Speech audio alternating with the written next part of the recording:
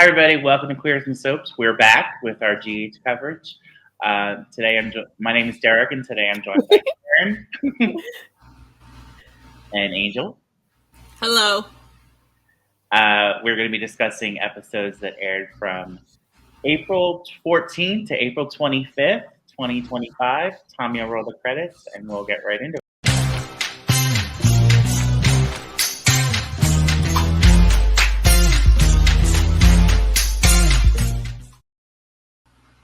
All right. So we'll start with Monday, April 14th, 2 weeks ago.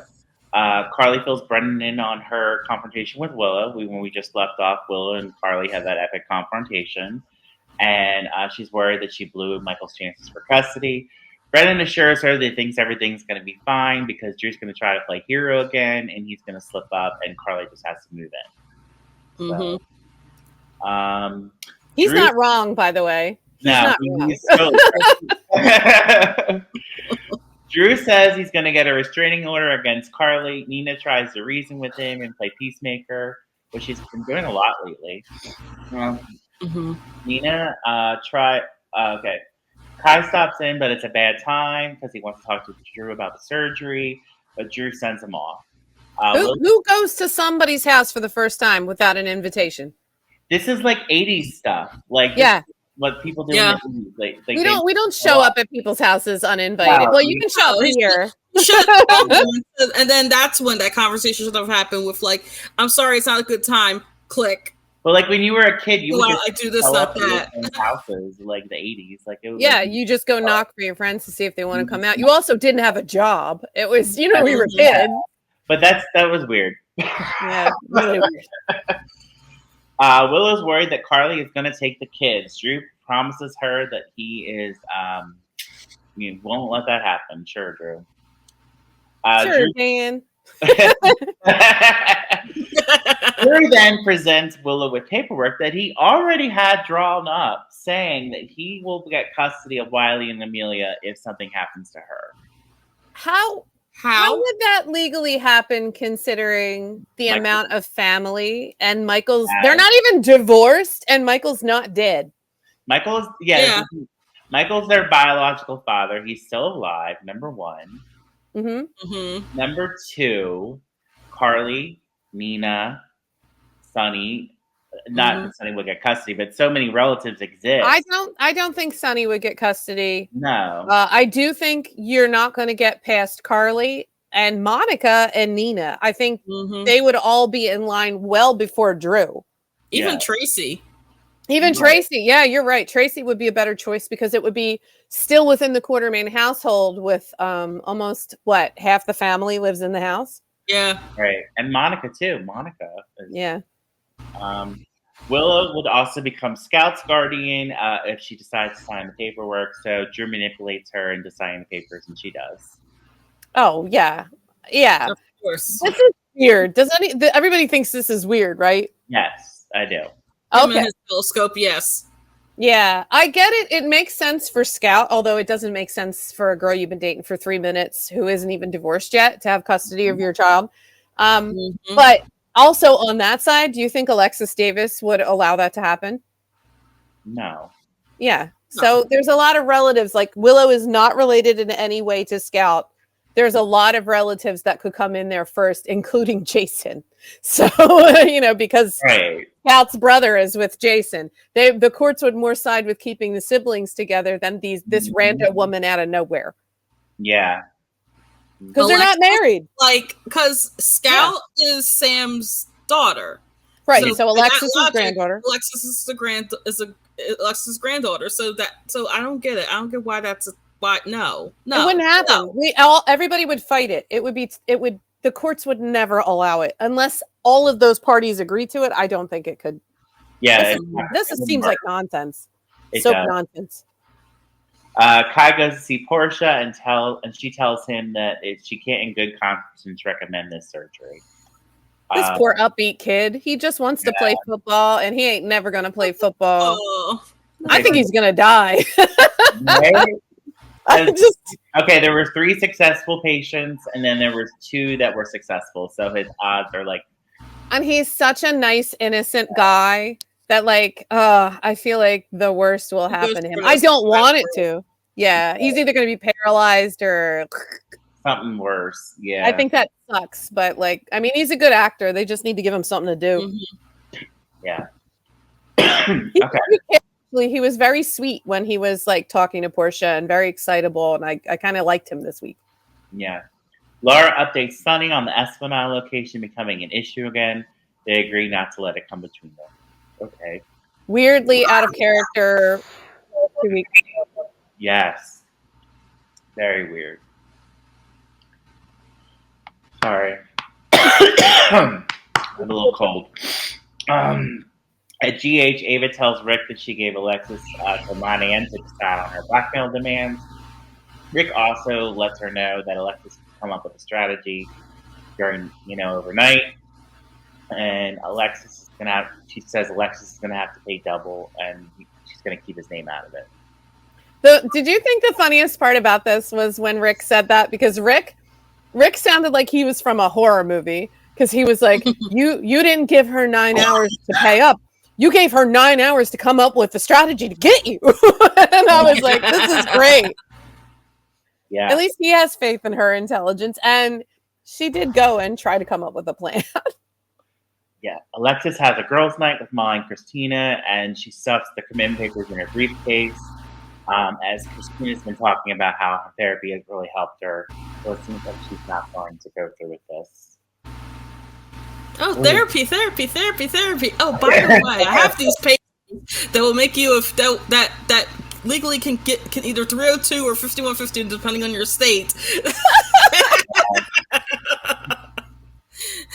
I don't know what it is in New York, but I'm just going off of Pennsylvania and California because California is more popular. Brooklyn suggests that Gio play in the nurses' ball, and he agrees. Lois and Chase have a heart-to-heart. She meets up with Gio and finds out that Brooklyn is going to be producing his nurses' ball segment and gets nervous. Lois is always on edge now.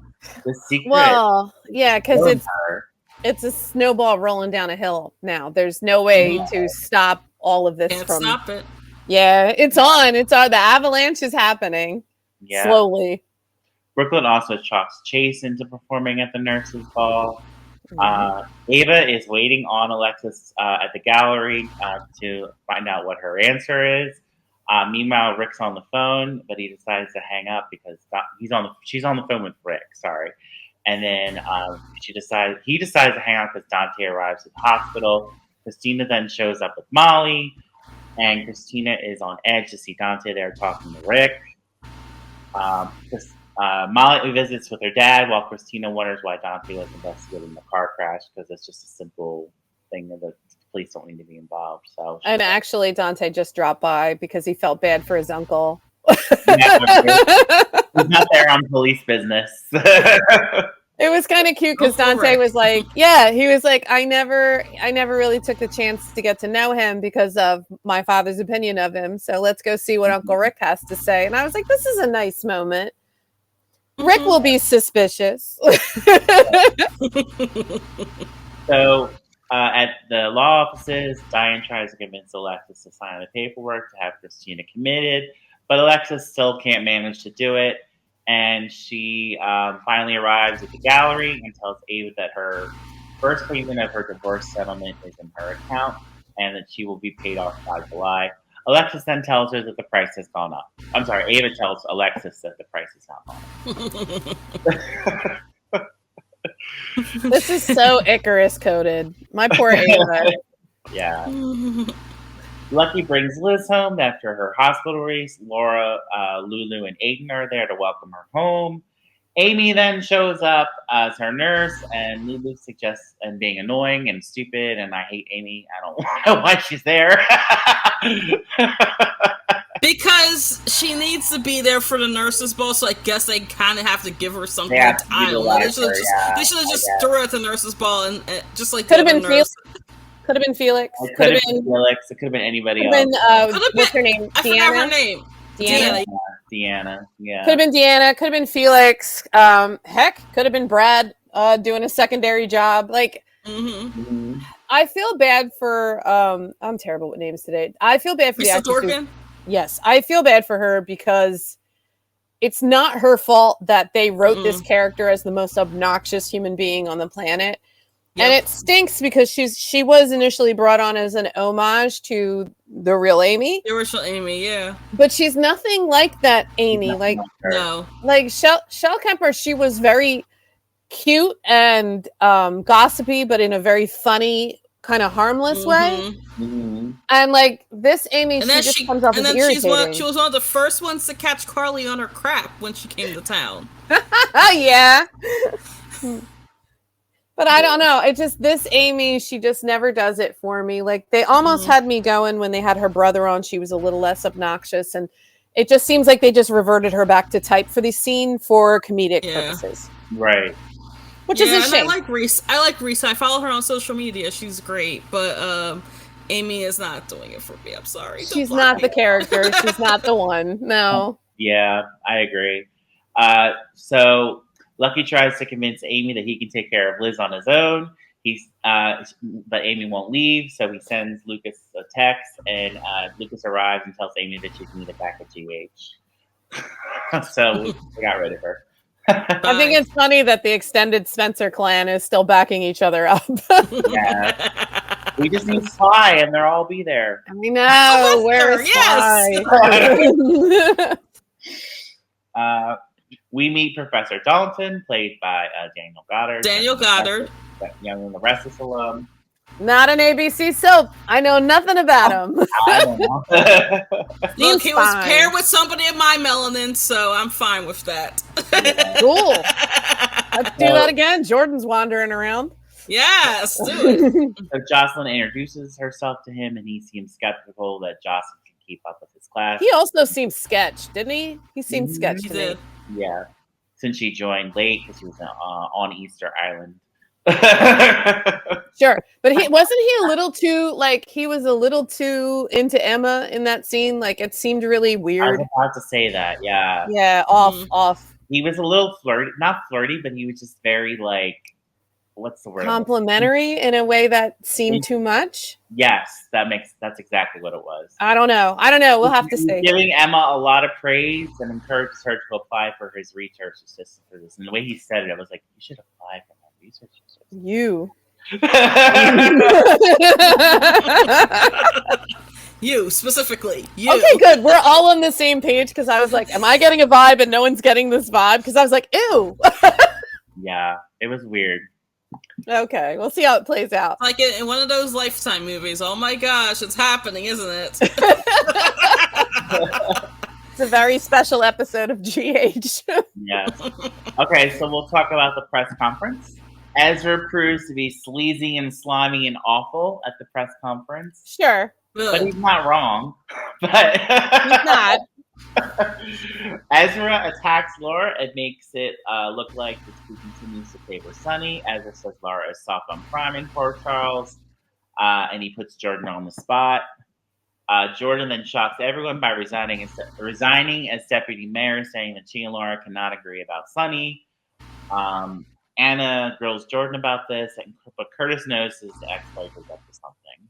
I know Jordan agreed to this. And Laura agreed to this, and they had a conversation about it. But didn't Laura just seem really shell-shocked and upset in that scene in a way that felt like she didn't know that they were going to do this? Well, when Jordan handed her official resignation, she said she needed Laura to be surprised.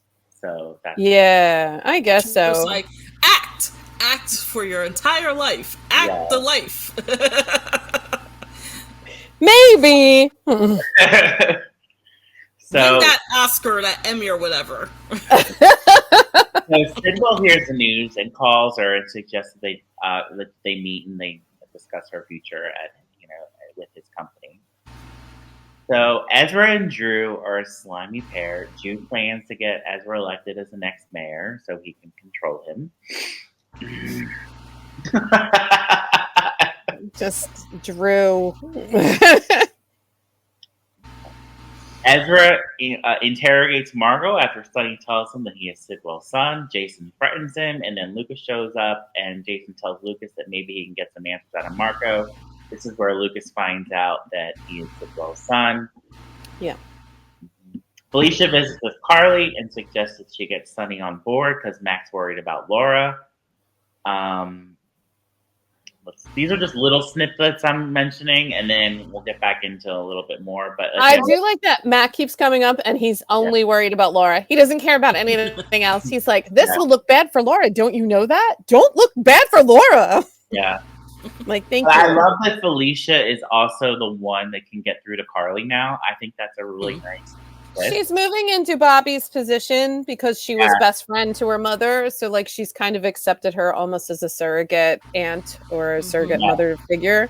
Yeah. And Felicia, like, is in a unique position because she's an Aztec princess, but also because she's done wild and crazy things.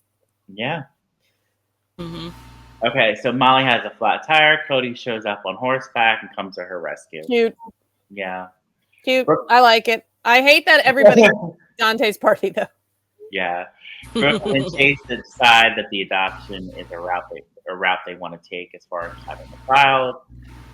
Curtis stops by as Jordan's packing up her office and wants to know what she's really up to. Jordan doesn't want to lie to him, so he tells him to back off. But Curtis says if she needs help, to let him know. I thought this was a really good scene because he's like, I did give up the right to know anything about your life when we got divorced, and I don't want to make you lie to me. And she's like, don't make me lie to you. Exactly. And I loved it. I thought it was a very honest conversation between the two. I really like that scene a lot too. It's really good. Mm-hmm. Okay, let's talk about Dante's birthday party. Sunny hosts a birthday party for Dante at his new house, Valentine's old house. Dante can tell that something is up with Rocco, and Rocco is upset about the press conference and the comments that were made about Laura and Sunny. And Rocco sees himself as a common link, and he's worried about Sunny coming to his debate. Sunny overhears this, so he decides not to go, and this does not sit well with Olivia, who's all about family and thinks that Sunny's being selfish. Olivia can mind her own damn business. Yes, I agree. But, Dante suggests that they tell Olivia the truth, and Sunny says, no, I would rather that, Yeah, Sunny's like, I'm a big boy, and I can handle it, and she shouldn't be able to put pressure on Rocco to say it's okay for me to come. It was, in fact, the best decision that Sunny could have made in that scenario for Rocco, because it's not fair to Rocco to hurt his grandmother every time you make an appearance, because it's really weird that the mayor and the head of the mob are hanging out. I'm sorry, it's weird. Yeah, it's very weird. That's why they never did it before, and that's why it seems really weird and out of character. Yes. Okay, so Lulu's also at this party, as is Lois, and Gio starts talking about his birth mother, and it seems like Lulu's starting to put the pieces together about who Gio really is, but she hasn't put all the pieces together yet, but she's starting to, connect the dots. So we'll see. Do you think it's subconscious for now, or do you think she really... I think it's subconscious for right now. She has all the pieces, but she doesn't have the full picture yet, I think. Okay. That's what I think. I like that Gio talking about his mom literally ended an episode. I'm like, wait, what the hell? What? What's that? Sometimes we have these really strange endings to episodes. I know a couple weeks ago, or actually a couple months ago now, Derek, the one episode just ended, and you were like, that was the end? I thought they were going to commercial, and it just was the end of the episode. I was literally waiting for it to start back up, and I'm like, it's over? It was very end. It's very cuts to Lulu, cuts to the credits. Of course, I'm watching this on Hulu, so I'm not. There's no previews on my end. So it just goes boom. It's gone. It just goes dun dun dun. So what? Hey, what was that? What's happening? Are we finished? Yeah, it is very abrupt sometimes, and I don't know why. I guess maybe cut for time, but it's just a strange choice sometimes where they choose to end. Sometimes too, when you're watching an episode, you see an area and you're like, oh, this is the end of the episode, and then there's 10 more minutes of show, and you're like, oh, why? Right. Yeah, that's true too. Yeah. Okay, so Marco appeals to Alexis to keep him on. He and Alexis discuss their similarities. Marco didn't take his father's name. Alexis didn't take the Castaneda name. So Alexis says that she and Diane need to discuss further whether or not he still has a future with their law firm. So, Carly urges Sunny to accept whatever the referendum vote is for the Esplanade. Thanks to Felicia. Thanks, Felicia. Carly finds out about his heart issues and is, of course, upset. She also finds out that Natalia knows, and Sonny doesn't. Sonny tells her that he does not trust her anymore because she lied to him about Sidwell or her connection to Sidwell being his ex-wife. Carly tells Sonny she's going to go with him to LA for his heart surgery, and she's going to stand by Sonny once again. I like how people are more upset at Natalia over the marriage than they are about her being a literal homophobe. I'm Oh upset about my it being God. homophobe. Trust me. Right? Because when they had the conversation with Marco, and Marco's like, well, you blew up our family, and I'm like, oh my God, she's so homophobic. I was like, I can't take this. And like, how did she not learn from the scenario with Marco? And then she raises Blaze, and then all of a sudden is in the same scenario. And then her second attempt at dealing with a gay child is to be like, it's not happening. It's a phase you're going through, honey. So she got Delulu for the second one? I don't. Oh, Natalia, you're the worst. Oh. Very We're worst. Ava LaRue. Jocelyn and Emma meet at GH, and Jocelyn says she's there getting her ankle checked, and then Emma was there to start her court-appointed community service. Emma tells Joss about her priors, which I think is going to be important later, and they bicker. I forgot what she said. Something about I don't have a rich daddy to buy me. Yeah, to buy me out of these scenarios. I would just like to point out that Jasper Jax has never bought her out of a scenario, because Jocelyn Jax has never gotten into a scenario where she needed to be bought out of. Correct. So I don't know what Emma's problem is, but shut up. Professor Dalton arrives, and he gets off the elevator with his briefcase, and Jocelyn sees him with the briefcase and follows him. I don't know what that was all about. It's very Pulp Fiction of them. Yes. Because so I followed the actor on social media because, of course, I did when he was on YNR, and he had the whole clip of it on his profile and says, "Wrong answer is only what's in the briefcase."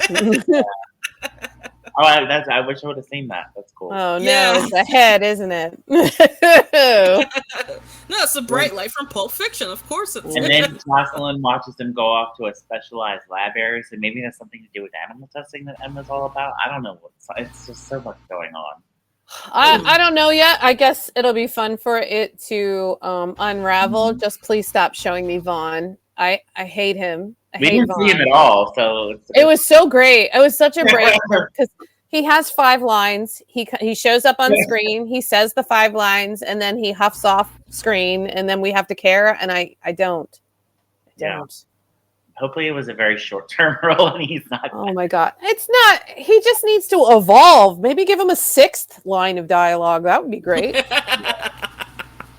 So we're still at GH. Jason is with Sasha, who's getting her sonogram. Jason suggests that they send a copy of the sonogram to Michael, but Sasha's a bit weary about this because she thinks that Michael's going to get ideas in his head about being a father, which she is, but she doesn't want. He already agreed to not be involved in the baby's upbringing. So he will be eventually. I agree. He will be. Yeah, we get a new Michael. Yeah, we get a new Michael. That Michael has chemistry with Sasha. Bob's your uncle. We get together. They get to raise the baby. Yeah. Mm-hmm. Maybe. I don't know. Maybe she'll end up with Jason, and it won't be weird considering the enormous age gap between them. Yeah. It could work. Jordan takes a job with Sidwell as the COO and tells Isaiah that things have to be over between them for now. And Isaiah's not happy about this and he's worried about Jordan's business. Do you know, if he didn't show up to every single scene telling her that it's too dangerous and she shouldn't do it, she may not have broken up with him for this situation. Right. He's not being a partner in crime to her, which is surprising to me because he was such a good partner in crime to Lucky. So it's like, I know the scenario is dangerous, but it would have been much more interesting to have Isaiah be like, great, you're in. Now what do we do next? And like have them do it together, like in a kind of like spy, fun party time. But like she had to get rid of him because he literally every time he sees her is telling her not to do what she's about to do. Yeah, I agree. So he's not going to hold the line. He's not going to stay hidden. He's just not going to do it. So he's got to go back to having chemistry with Lucas, and we're just going to have to deal with it. Yeah. I wouldn't mind that. Not having a problem with it. I don't mind that either. Although I do like Marco. Yeah. But my heart yearns for Brad.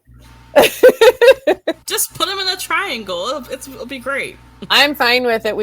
Have we ever done a polycule thing on a soap? There was there was a 3-way, but that doesn't really count.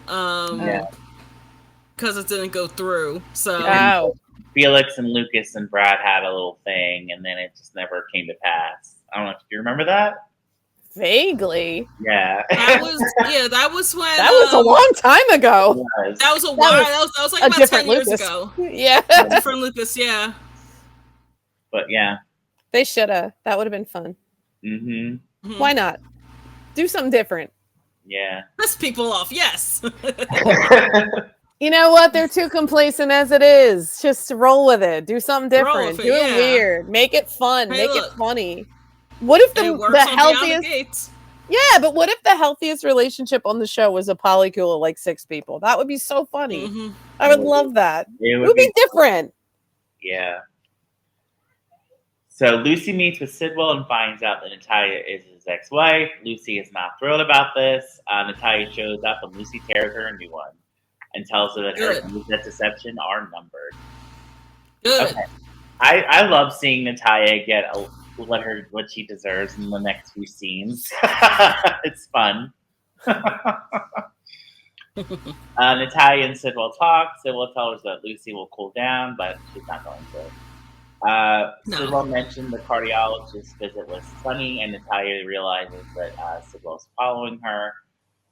Sidwell promises to try to mend things between Marco and Natalia if she tells him what they were doing there, and then Natalia tells him about Sunny's heart. And makes Carly right again. Why do we keep doing this? Why do we make Carly right all the... No, I love Carly. It's great. She was right. Jason shows up at deception with the news from Sunny that Sidwell is Natalia's ex-wife. Sidwell's Natalia's ex-husband, I'm sorry. Maxie is furious and ex-wife, ex-husband, same difference. Right. Maxie is furious and refuses to do any further business with Sidwell, no matter what Sasha says. This is where Jason finds out that Sidwell paid Sasha to downplay her kidnapping. And he's not happy about it. No, he's not happy about it. I wasn't happy that he came to Deception to be Sunny's errand boy in this scenario. I kind of have really been enjoying him outside of the role of just does whatever Sunny tells him. He's so much more interesting interacting with the Quartermain. So this was like kind of a step backward, but I guess because Sunny's getting the heart situation sorted, Jason kind of has to handle everything. Because remember, Jason said, I'm not rejoining the mob. I want to take care of my child. Yes. So we have Emma in a dumpster, and Joss happens to her. Emma claims she stumbled in while taking out the trash, but I don't buy that for a second. I think she just decided she was done with the kids, and laying in a dumpster was easier than getting more gum in her hair. Then they have another confrontation about how Jocelyn got off the wait list for Dalton's class, and then Joss plays dumb about this. So I like the frenemy thing that's going on between Jocelyn and Emma, even though it's very rooted in their childhood rivalry, which was so long ago. Who cares? It feels unearned to me at the moment. I don't believe in them hating each other for no reason, but I think maybe if Emma has more reasons that she's just not sharing with us, that'll work better. I like their chemistry though as frenemies. You're right. I do like their chemistry. Yes, I do that. I do like that a lot. I think it's more Cameron rooted. I feel like that's the root of it. I think the funnest part about it is how amusing Jocelyn thinks it is. Like Emma's really mad and Jocelyn's like, I'm a spy and none of this matters. Right. I do like that. None of this matters. I am a spy, but I can't tell people about it. Right. She's like, I'm a grown-up now because I'm a spy and all of this is beneath me now, but keep being amusing for me. And I do like it. I do kind of want them to be friends eventually. It would be fun. Yeah. Even if they're always a little antagonistic. That's fun. Yeah. Jason confronts Sasha about Sidwell, and she admits that she took money from him, and Jason tells her that this was wrong.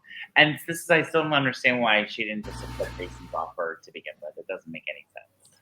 I feel like she thinks every time she takes money from someone in the Quartermain family that she's tying herself closer to this family.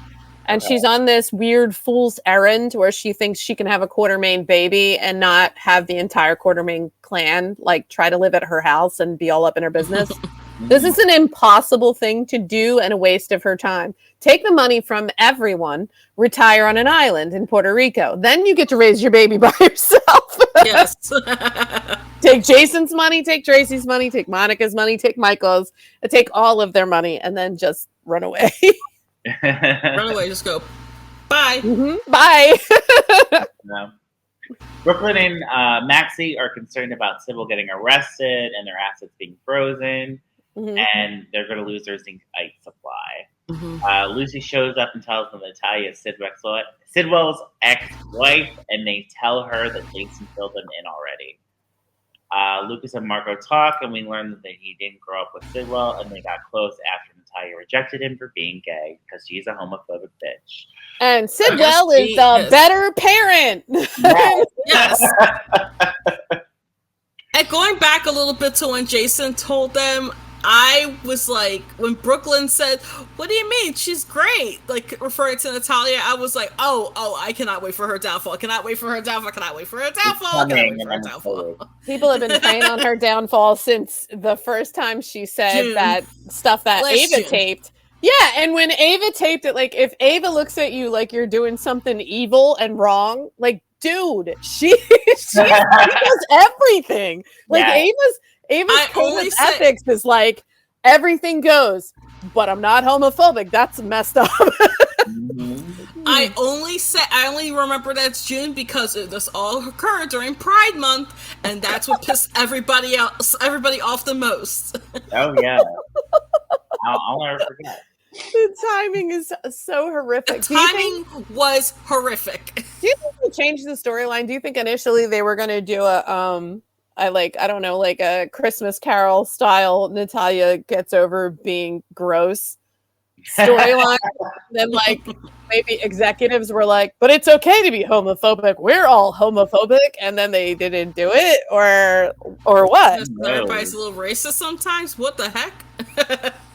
People are offended by this? Is this Avenue Q? What? So anyway, yes, let's have it happen. Downfall. Yeah.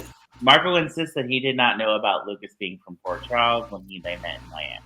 Sure, I believe that. Yeah, no, there's no coincidence on this soap opera. Sorry. Sidwell and Alexis talk. He denies that he pushed Marco to work at the law firm. He clarifies that Blaze is not his daughter, and Sidwell tells him that Sidwell tells Alexis to keep Marco on, and he would be a good fit for the firm. Lucy, Brooklyn, and Maxie decide they can't cut ties with Sidwell because of their zincite supply. Then Natalia arrives, and she totally downplays the situation. She's like, whatever. I didn't tell you. Sonny shows up, and then Maxie announces that Natalia is terminated effective immediately as CFO. Natalia is pissed, and Sonny refuses to stick up for her, which pisses her off even more. The rage this woman feels is so unearned. I mean, she walked herself into every one of these scenarios. She lied her way in. She lied to get the job. She's homophobic. She's awful. Mm-hmm. And then they're like, you're fired. And she's like, why? How could this happen to me? A perfect person. I'm a great CFO. What are you talking about? What do you mean my children are gay? That's not my issue. Right. Both of them. I've had 3 children and none of them speak to me. I am not the problem. Wait, she's a third? I didn't realize. I forgot all about the third. She has another musician child, doesn't she? Because Marco wasn't the name initially, unless they changed the name to Marco. It could be. We don't really know if there's a third or if this Marco is the one they were talking about before. She said a name. It was like Eli or Elon, something like that. Oh, that could be another child with the second husband. Yeah. I thought you were gonna say with the gayness, and I was gonna crack up laughing because, like, if all 3 of her children are gay, that would be so funny. If that happens, that would be the best thing on earth. That would be so funny. It does seem like a genie's, like a monkey's paw curse. Like, you can have all the children you want when you're homophobic, but all your children will be gay. That's like, Mhm. And it all closes up. And then Natalia has the audacity to complain to Marco, who tells her that she's never going to change. So, yes, go Marco. we like him. He's new. This better be her last appearance on the show, because that would be great. No, I feel like they're I mean, fast tracking a villain arc. Yeah. I think that they've just decided that they can't win for trying with her because Mhm. we have long memories. So now she's just going to be a villain. They could have redeemed her though. They could have made her go to therapy. They could have made her work on it. They could have had like a very special moment Mhm. where she realized that she was wrong. Did she? No. So No. now she must be a villain. Mm-hmm. Villain. Yeah. Jason goes to Carly. She's upset that she was left out of the loop about Sonny's heart condition. Jason says that Sonny chose to keep Carly in the dark and that has nothing to do with him. Carly says that she's going to stand by Sonny and go with him till all life for his surgery. So Ava comes into this is fun. Ava comes into Rick's house room with all these extravagant purchases, and Rick tells her she needs to downplay this a little bit. It looks very suspicious that she's buying all these things. Like, come on, Ava, you're smarter than this. I love her, but she's been poor for about a month and she can't handle it. You really couldn't. She had one draft beer and she almost died. Right. Yeah. Thank God Nina stepped in and Look. called her friend 75. How much do you think that bottle of champagne cost? I don't know, a lot. Rick advises her to have the funds transferred to her account slowly. This turns her on, so they have hospital sex. Hey, Sure. don't yuck my yum.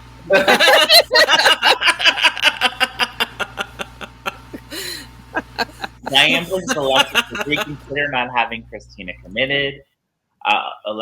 Diane decides not to shred the paperwork after Alexis tells her to, and then she sticks it in a file marked Davis.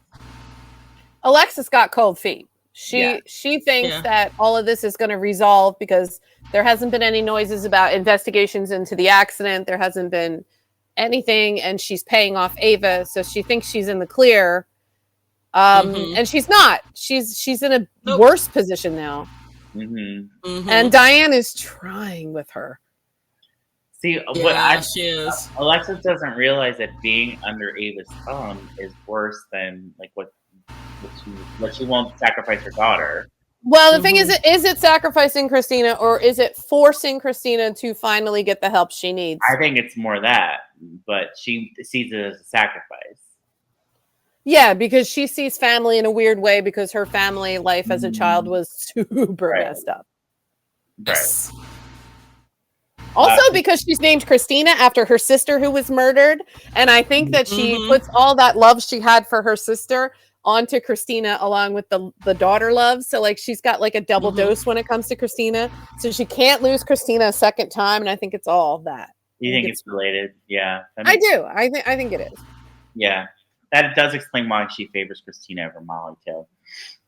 Yeah. Mm-hmm. Yeah, why not favor Sam, the daughter she got back as an adult? Mm-hmm. Yeah. Christina stops by and talks to Lucky, and she tells Lucky that she's racked with guilt and she wants to confess. Lucky talks her out of this, and he's happy to hear that she's going to let go of her vendetta against Leela. We'll see. Does he talk her out of it, or does he just stand there while she runs through her gamut until she goes back to homeostasis of never confessing anything? That's more about. He just stood there and he's like, and then she's like, I guess I won't turn myself in. Nah, I'm good. I'm good. I'm good. This is one of my favorite scenes. Alexis pays Rick a visit. He tells Alexis that the memories of the accident are starting to come back to him. Rick just lays it all out there. He's like, Alexis, we're both smarter than this. Like, yes, I'm part of the blackmail scheme. And she's like, and he knows that Christina was trying to kill Ava, and she caused a crash.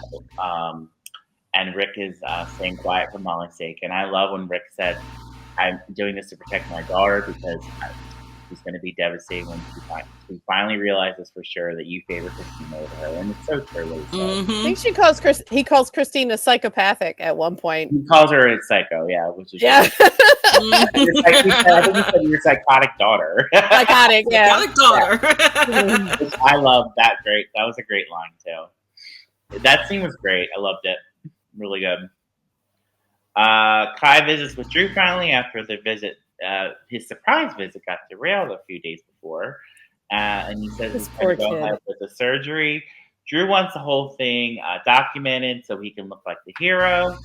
And yeah, so starting to see what he wants from this kid. He wants good press. See what his motives are. He's nothing but a press junket, like just a little press junket. He wants to throw him in a meat grinder for press. To make himself look good, which is kind of expected. But okay, so then Portia shows up after Kai leaves and confronts Drew about the surgery. He threatens Portia as usual. I thought this was brave of her. It was, and then Curtis shows up to confront Drew about Kai as well. And Portia says she's there just to do the same thing. Meanwhile, Trina meets with Kai and learns his surgery is next week, and she is not happy about this, but she's going to support him. First real mention of his parents in a minute. Apparently, they're out of town and won't be able to come back in time for the surgery. And I don't know about your parents, but if I was having major surgery, my parents would be there. Absolutely. Yeah. Unless, where are they? They on a mission trip and going down a river somewhere? Where are they that they can't come back for their son's surgery? Are they trying to get name actors for this role? What? I hope so. I would love it if they did, but it really feels at this point that they're using Curtis and Portia as his surrogate family because both of them came to Drew and were over our dead bodies. Mm-hmm. And Drew was just I don't care about you. You're not their real his real parents, so I don't have to listen to you. And then the real parents are hey, son, go have a life-changing operation on your own. You may wake up paralyzed. Yeah. I don't understand. Why wouldn't you be there? Right. Makes no sense. It makes me sad for Kai, because then I wonder how his parents are. Poor kid. Does he have any brothers and sisters? He has no family. They gave him nothing. Yeah. Give him a kid sister. For this show. That's when sudden siblings and parents show up. I know. 30 years later, you've always had a twin. Exactly. They were always here, right off camera. Yeah. Eckerts is still there. I know. They mention it sometimes. Sylvester. He's running it. Sylvester.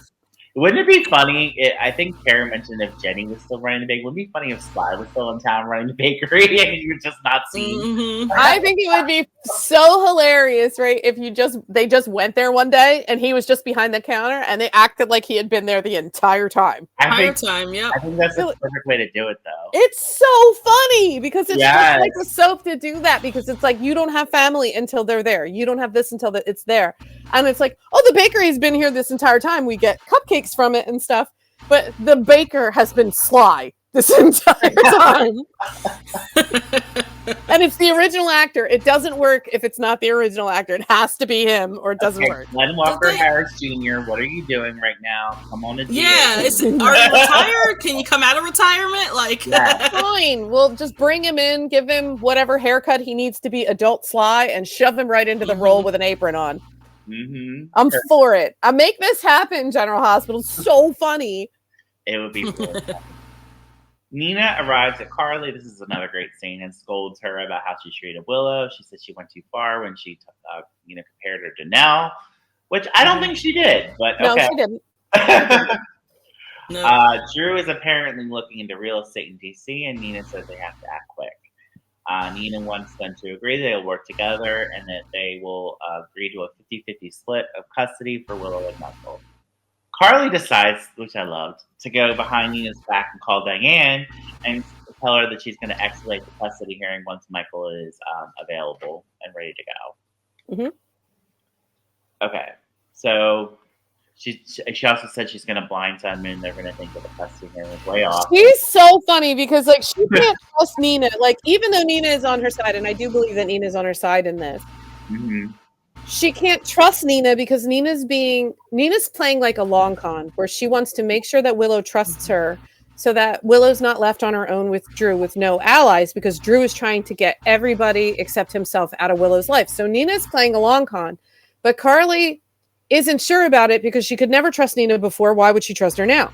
Right. Mm-hmm. So she has to make based on what she believes Nina will do next. And she, from her previous experience, Nina will stab her in the back when it suits her. Mm-hmm. And she's over it. And she doesn't believe Willow's a good person anymore. So she doesn't believe that Willow deserves those kids at all. Mm-hmm. That's what that comparison about Nell was all about. Right. Absolutely.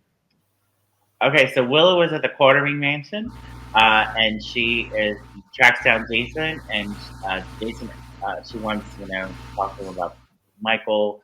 Jason urges Willow to go visit Michael at the clinic in Germany and then end this war.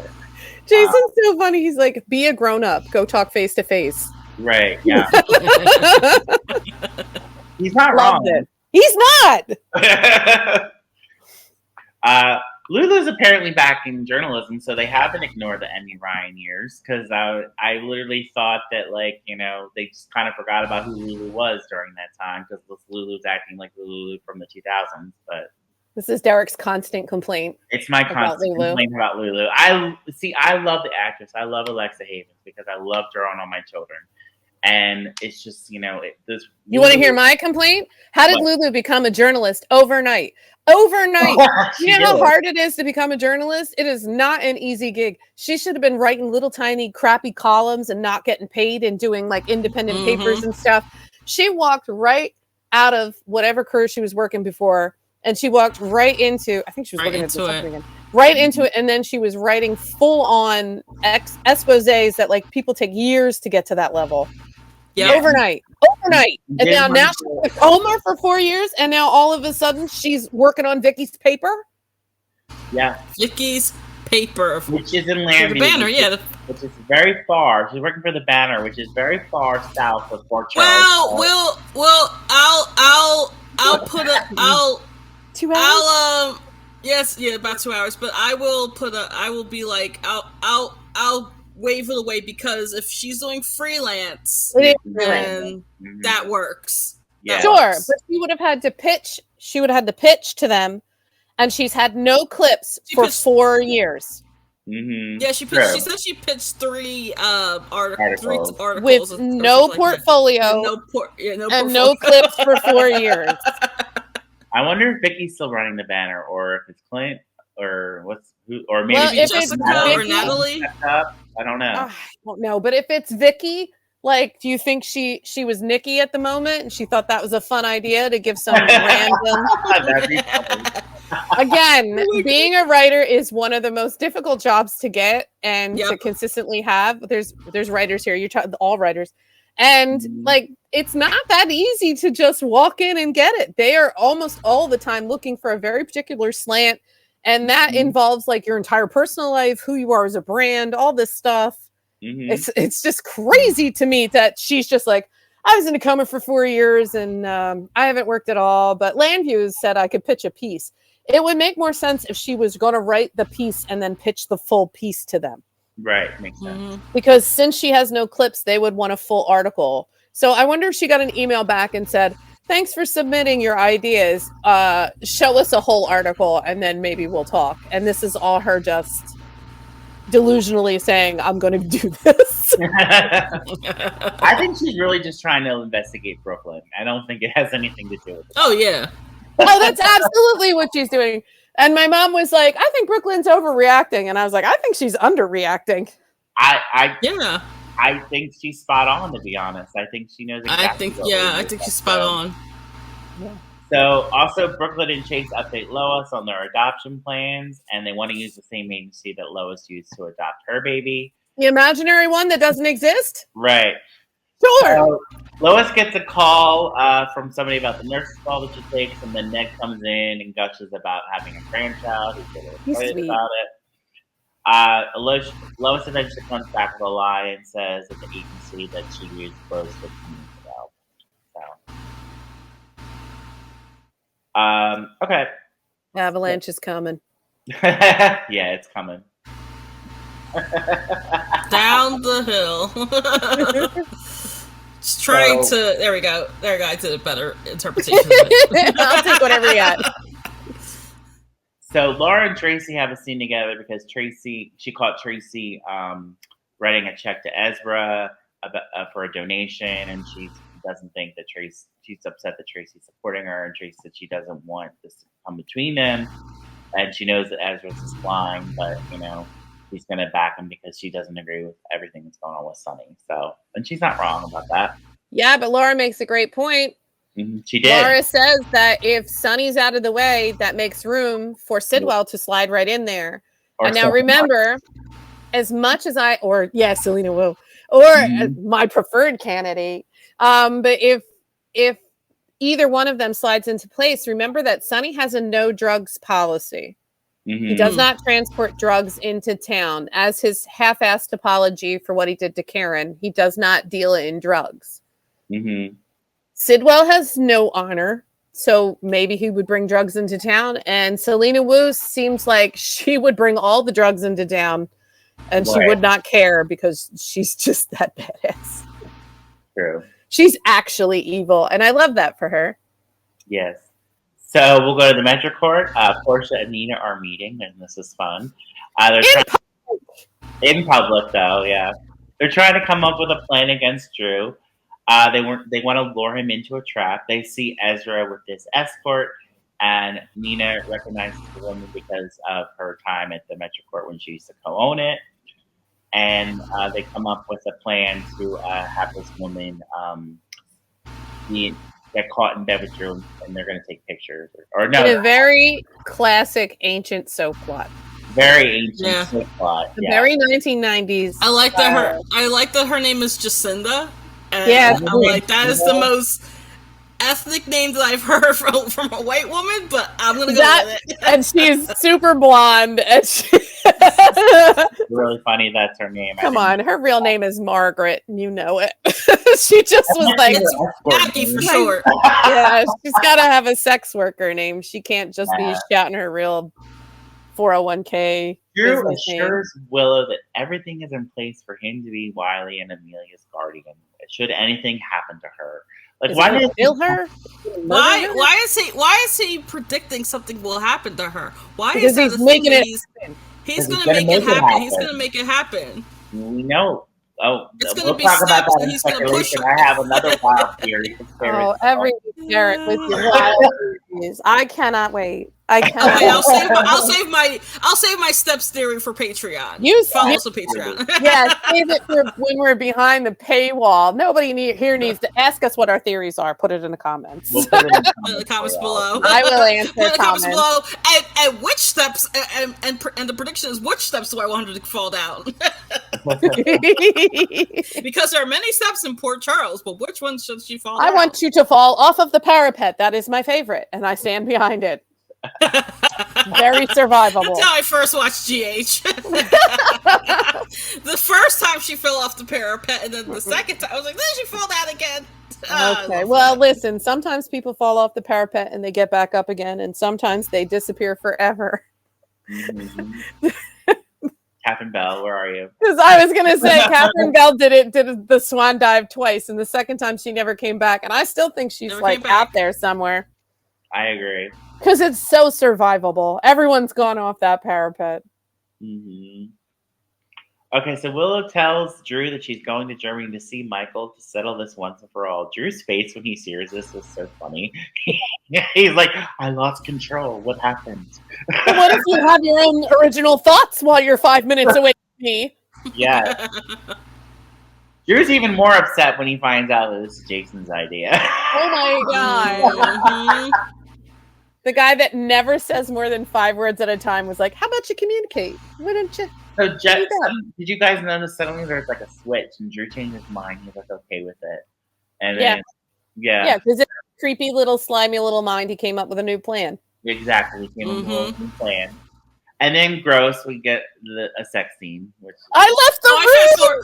I fast forward that shit.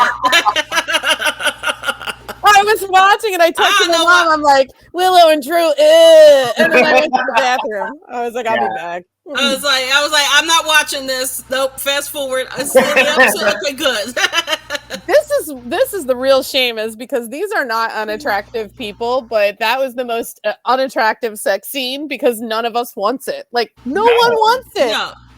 No. It was better when it was an affair. Now that they're together, it's not. No, it wasn't sexy as an affair either. It was never hot. I didn't say sexy. I said it was better. Because when it was an affair, you knew that there was a when an affair happens, there is a cutoff. When the guy finds out, but since they decided to make them a couple and make them a thing, nope. I am not for it. I am not for Milo or no, Milo? sorry, Drillo. I'm sorry, Michael and Drillo, whatever the hell they're supposed to be. I don't even know. Yeah, it is. I think you're right. I think it's like Drullo or Jillo or something. I'm like Jason. Yeah, I'm thinking of Milo. I'm thinking of Michael and Willow for some reason. It's all right. They need to recast them because you just wanted to go back to when Willow wasn't sleeping with Drew. I hear you, and I agree. I would rather it be Chase that she sleeps with because they were hot. Oh wow! I don't know how I feel about that. I kind of like Brooklyn and Chase, although I do feel like the storyline is. But they need a little spicing up with a little triangle or something.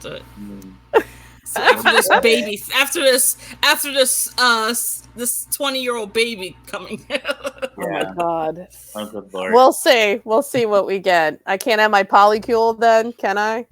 Yeah.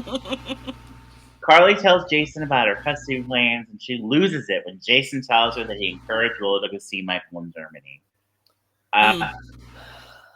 You know what? I kind of agree with both of them. Like on one hand, yes, you should communicate like adults, but also like Michael's been really injured and he shouldn't really have to deal with any of this right now. Right. He should be focusing on getting healthy and being a father to his children. But I kind of agree a little bit more with Jason that I think if they talk to one another, they could resolve a lot of this issues from all these other people putting more pressure on top. Right. So there's a lot of noise. Everyone else is just noise, and they. I agree with See, this is why it's hard because I agree with Carly that once Michael finds out that she moved the children in with Drew, I think all negotiations are going to stop in favor of him wanting full custody. I agree. Because everyone sees Drew as a threat to the children. He's not a good role. Have you seen the children? Where are the children? Right. Where are they? Where are the children? Where's Scout?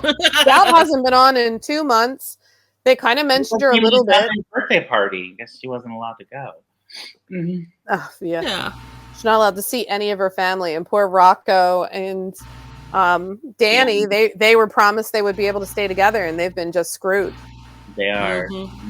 Except Dante and Jason are becoming like besties. Yeah, they hang out with the boy. They were hanging out with my two dads with Jason and Dante. I'm a fan. You can't count on me, no matter what you do. You can see them like dancing down the street. I love that show. Me too. I love that show too. Carly tells. Okay, sorry. Carly is firm on her plan, but Jason hopes Michael will be able to get Will to see all the bad children. He just wants all this drama to stop. Jason hates drama. He just wants to murder people in peace. It's just really annoying. So Lulu interviews Lucas about his adoption story, and I did like Van Hansis in this scene. I thought he did a great job. I liked all the Julian references. Yes. Sure you did. Yeah, but it was a great scene, and I'm glad that he acknowledged Julian, that he didn't regret that Julian came into his life. So he actually liked Julian, like he liked him, and I know Julian's a problematic character because of inconsistent writing, but like Julian was awesome. I loved him. William DeVry is great. I love him in everything. He was on Stargate a lot. Is that the one with John J. York? That show? What? No, it's Werewolf. Oh, that's Werewolf. Okay, never mind. Okay. Although you should watch Werewolf, guys. Watch Werewolf. He was on All My Wasn't he on All My Children? He was Michael Cambius. Yeah, he raped Bianca. Yes, that was Michael Cambius. Yep, that was Michael Cambius. Yep. Yeah. Well, Werewolf is only half an hour. I don't know why. I don't know why I confused him with Billy Miller's character. Oh. Danny's father. What was his name? I don't remember. Annie's brother. I forgot. Richie Novak. Yeah. Yeah, Richie. Mm-hmm. Brooklyn brings Cody into GH because he got kicked by his horse, which is really funny. It's not funny, but ooh. Yeah. It is kind of funny because he just talked to Molly about how the horse would never kick and how the horse is so sweet, and then the horse kicks him in the chest. Yeah.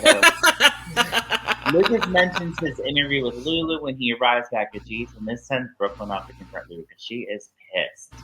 He knows exactly what Lulu's up to, and I don't think she was wrong to confront her like that. I mean, no, my mom was not enjoying it.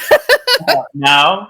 No, my mom thought it was too much. She feels like now Brooklyn is just hounding Lulu, but I think it's more about how Lulu is exactly what Brooklyn said, that she's using this idea of the article that she pitched 3 articles. Sure, she did.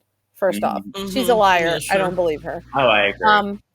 There may not even be an article. This might be just nonsense she's doing.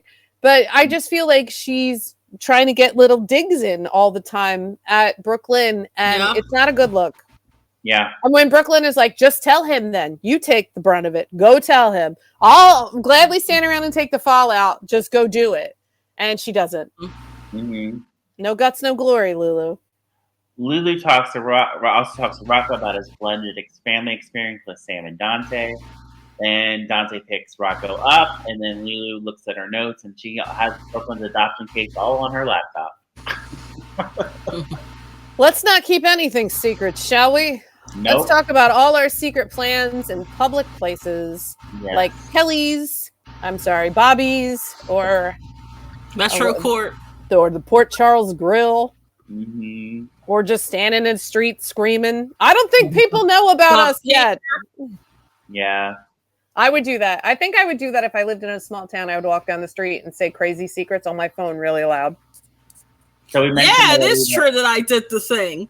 Yeah. I definitely buried them in the backyard. No, it's okay. They're all in the basement. Yeah. I do it all day. All day, every day. So we mentioned that Brooklyn and Lulu had that confrontation. Dante shows up, and Brooklyn covers him that she's very sensitive about this topic because she and Chase are trying to adopt a child with this bullshit. Like that doesn't make any sense. But it was a great cover, and she did it real quick. That was a very Spencer-like move. It was. Lulu refuses to stop the story, and she suggests that Brooklyn might learn something about adoption. Oh, Lord. This girl. I know. In real life, you would root for Brooklyn to punch her in the face. Oh, yeah. Yeah. And I'm a big fan of Lulu, and I love her in every other scene, but lay off. Just leave her alone. Yeah. So Molly and Rick are taking a walk at GH. Molly isn't thrilled about Rick's relationship with Ava, but she's not going to make him choose between them. Alexis and Diane decide to keep Marco on. Diane gives Marco a stack of papers, and one of them is Christina's commitment papers with his keys. He hands them back to her, and she tells him that she needs to be discreet in this matter. So things get messed up, and then Diane puts it in her bag, and she marks Davis, and then it's like a manila envelope. She marks Davis on it, and then she puts it in her bag. Diane arrives at the hospital to discuss Avery's custody case with Rick, and I liked Rick in this scene too. He did a great job. Very funny. Molly's there as well, and they collide, and then things get scrambled. Paperwork gets scrambled, and then the paperwork somehow ends up in Molly's bag. I saw this one coming a mile away. Come on. I have speculation on this when we get to the speculations. Cool. Okay, so Molly sees Cody in the lobby, and then she sits down with him for a bit and keep him company. And then Molly takes the envelope out of her bag and is shocked to read that Alexis claimed to have Christina committed. So Christina's watching Donna at Carly's. They have a video chat with Sonny, who's in LA, about to undergo a surgery. Because Donna stole her phone. Donna stole her phone, yeah. So cute. Carly is there with Rick, and they're both happy, and he's happy to see her there. Molly decides to tell Christina about the papers right away. Molly and Cody show up at Carly's. Cody takes Donna out of the room and distracts her with like learning how to tie knots or something. Donna's so cute. I love her. A lot of Donna this week, but I really like her. I do. Yeah. Yeah. She's a great little. Or these 2 weeks. I mean, I feel like she was on. Yeah, She She was on a lot, and she's very entertaining. So I want to see her more. She's like Maxie's son, James. Yeah. James. Oh, James. So funny. Every time he's on, I like when the child actors are super good. Mm-hmm. Yes. Mm-hmm. So they arrived. Molly shows Christina the papers, and she was done. Christina, this paperwork was drawn up the same day as their movie night, and then they head off to confront Alexis about this. Ava wants more money. What else is new? And she pops in while Alexis is talking with Marco and completely interrupts the conversation. She isn't taking Rick's advice, clearly, and she's pushing up the payment schedule. Alexis says she might get caught, and this is not a good idea, but Ava stands her ground. Ava leaves just as Alexis decides, to transfer more money into the account. And Molly and Christina show up and confront Alexis and show her the papers. So that's where we leave off with that. Sunny's surgery goes well. Carly and Rick celebrate. Then we see a suspicious-looking nurse go after Sunny with a syringe. Tall, suspicious-looking nurse. Yes. Very tall. I noticed that. She's so tall. Yeah. Good for her. So she prepares to inject Sunny with a syringe. Sunny opens his eyes. So we'll see where we go from there. Nina and Portia offer the escort the job. They're going to arrange for Willow to come home and find Drew in bed with her. Willow shows up in Germany at the clinic to see Michael. The lady at the desk tells Willow that Michael does not want to see her. She calls Nina, who is trying to set the deal with the escort and to set the trap for Drew. Willow is disappointed that she is coming home in the morning. Drew calls the lady at the desk, and she tells him that she did exactly what he told her to do, and Drew says payment is on the way. How much money do you think she got paid for that? And good for her. Get that bag. Right? Yes, secure the bag, 101. Probably 50K. Yeah. Dude, I would have done it for $200. Just messing with people. All right, so that's kind of where we left off. Do y'all have anything to add? Yes, Go ahead. I'm not sure if it was so long-winded that I forgot, but there was a scene between Portia and Trina in week 1. That was really good. Where Portia mentions that Trina was worried about Kai getting the surgery, and then she's like, "Oh, why are you worried about surgery? Is it because of Spencer?" And then that basically allows for them to showcase Trina's grief over Spencer and how that's going to get translated into what happens with Kai. Yeah. And I really thought they were great scenes. Angel, in that scene, Trina was wearing earrings, big hoop earrings with the peace doves on them that look just like the pair that she has one and Spencer has one. So I thought the same thing, because I was like, oh, they're bringing him up again. It's like, you know how the show just tapers off, you never hear about him? Where's Ace? We haven't seen that baby in months.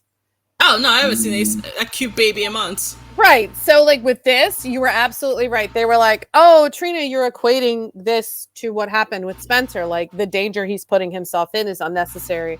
And you're right. It was excellent. Portia's really coming into her own. I'm very proud of where they've gone with the character.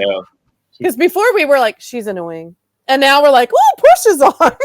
Portia's on, yeah. Yeah. And I love the actress's passion, so it's really good that that's happening with the character. Yeah, I think it was a shame before. Sometimes I feel like they've cast such incredible actors, and then they don't do anything with them. And it's a shame. But she's really coming into it. And I really like how they are very protective of Kai, even though he's just this kid that's dating their daughter. They're super protective of him because they know how evil Drew is. And they're like, this kid's got nothing to do with nothing, and we need to get him out of here, wrap him in bubble wrap, and protect him. And Kai is just so innocent because he doesn't realize that people are mean. All right. Anything else? I want to talk about the scene with the birthday party, only kind of tangentially for 1 second to say Yeah. that I think Brooklyn and Chase are bad friends. They weren't there. They could have had that conversation at any time. Mm-hmm. Any time. They could have gone to the party and then had that conversation. They literally decided to skip Chase's so-called best friend's birthday party so they could have a 5-minute conversation about deciding to adopt. And then what did they do? Go bang? Why couldn't they go to the party and have cake? Right. At least Cody was helping Molly, whose car broke down, while he was on his way. Yeah. But Chase just decided to completely ditch his best friend's birthday party for a conversation that they've been ongoing having for the last month. And I thought that was awful. Yep. Sorry, the sun is getting me. Ooh. I gotta move. It's getting light outside too. I know. All right, well, I guess we'll head over to Patreon and we'll discuss some speculation, and we have clips of the week to watch, and we will pick our performers of the week. So the nominees for the first week are the press conference shenanigans, Sidwell tells Lucy about Natalia, and Jason and Marco's confrontation. Nominees for week 2, Natalia gets fired. Rick tells Alexis that he is part of the blackmail scheme, and Carly lays into Jason about encouraging Willow to go to Germany. So please join us on Patreon and find out who won, and we will see you soon. Thank you so much. Bye. Bye.